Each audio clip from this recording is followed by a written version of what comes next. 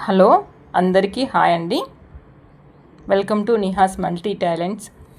ఈరోజు నేను మీకు ఒక మంచి వంటకం చూపెట్టబోతున్నాను. అదేమిటంటే కోడిగుడ్డు పులుసు. ఈ కోడిగుడ్డు పులుసు ఏ విధంగా తయారు చేయాలో నేను చెప్తానండి, ఒకసారి చూడండి. మొదటగా మనము ఈ కోడిగుడ్లను నీళ్ళలో ఉప్పు వేసి ఉడికించాలండి.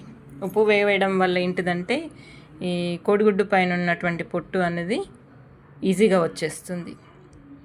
ఉడికే అంతలో మనకి వీటికి ఏమేమి కావాలో చూద్దాం. కారము, పసుపు, ఉప్పు, ధనియా పౌడర్, మెంతి జీలకర్ర పొడి. ఇది మెయిన్ ఇంగ్రీడియంట్ అండి. ఎందుకంటే ఎటువంటి పులుసులైనా కూడా మెంతి జీలకర్ర పొడి వేస్తే భలే టేస్ట్ ఉంటుంది. చింతపండు నానబెట్టిన, అల్లం వెల్లుల్లి పేస్టు, కరివేపాకు, కొత్తిమీర, పచ్చిమిర్చి, ఆనియన్స్. ఎప్పుడైనా కోడిగుడ్డు పులుసులకు ఆనియన్స్ అనేటివి ఎక్కువగా తీసుకోవాలండి. అప్పుడే ఆ పులుసు అనేది బాగుంటుంది. ఈ ఉడికించినటువంటి కోడిగుడ్లకు చిన్నగా ఘాట్లు పెట్టుకోవాలి. ఈ ఘాట్లు పెట్టుకోవడం వల్ల ఏంటిదంటే ఇందులోకి ఉడికినప్పుడు ఈ పులుసు అనేది కోడిగుడ్లోకి వెళ్ళి మనం తింటూ ఉంటే టేస్ట్గా ఉంటుంది ఎగ్ అనేది.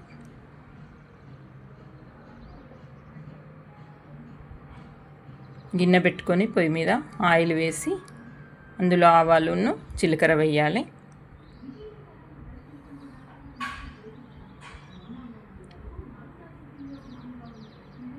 తర్వాత పచ్చిమిర్చి, ఆనియన్స్ వేయాలి.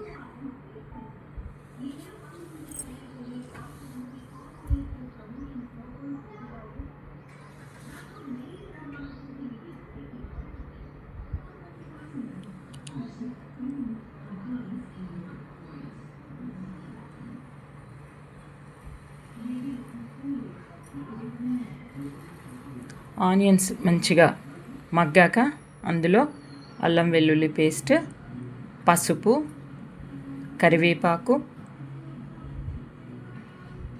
వేసి మంచిగా కలపాలండి.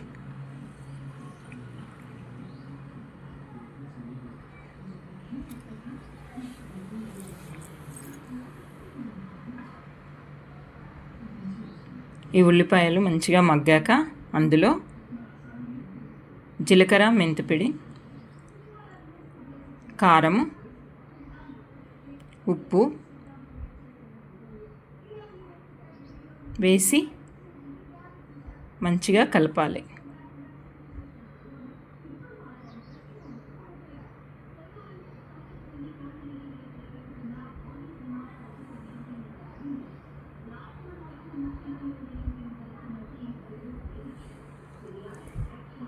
మూత పెట్టేసి మంచిగా మగ్గించుకోవాలండి.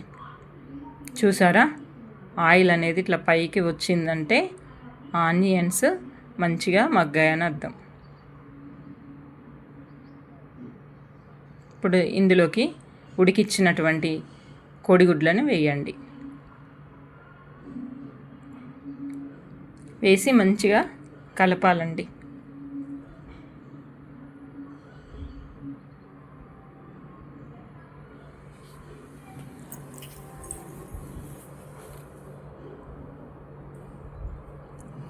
కలిపి కాసేపు మగ్గనివ్వాలి.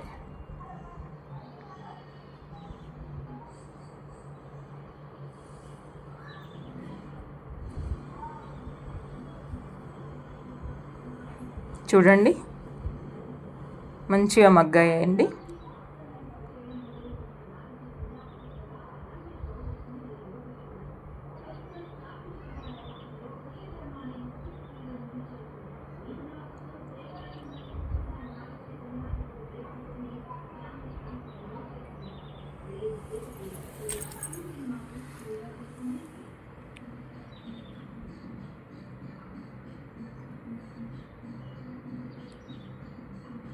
ఇప్పుడు ఇందులో చింతపండు పులుసు పోయాలండి.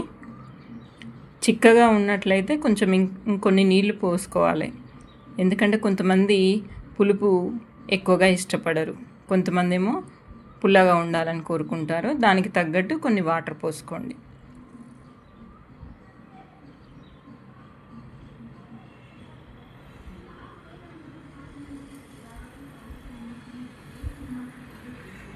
ఇందులో ధనియా పౌడర్ వేయండి.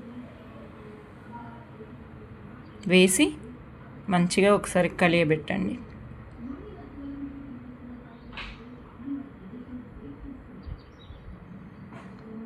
ఇప్పుడు మూత పెట్టి పులుసును మరగనిద్దాం.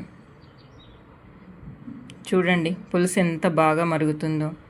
ఈ పులుసు మరుగుతూ ఉంటేనే మంచి స్మెల్ వస్తుందండి. ఆ స్మెల్కి అయితే ఆకలి లేని వాళ్ళకు కూడా ఆకలి వేస్తుంది.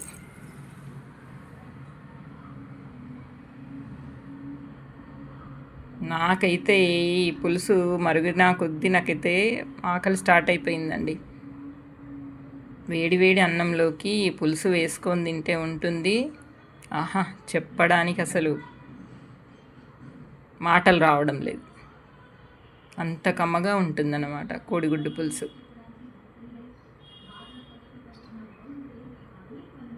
లాస్ట్లో ఈ కొత్తిమీర వేసి గార్నిష్ చేసుకొని సర్వ్ చేసుకుంటే సరిపోతుందండి. చూడండి రెడీ అండి, కోడిగుడ్డు పులుసు రెడీ. ఈ రెసిపీ నచ్చేది ఉంటే మీరు లైక్ చేయండి, సబ్స్క్రైబ్ చేయండి, కామెంట్ కూడా చేయండి. ఎలా ఉందో కామెంట్ రూపంలో చెప్పండి. నేను చెప్పిన విధంగా మీరు ఒకసారి చూడండి,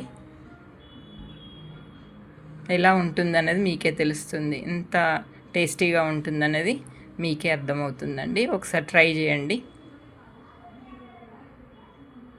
ఓకే అండి, థ్యాంక్ యూ.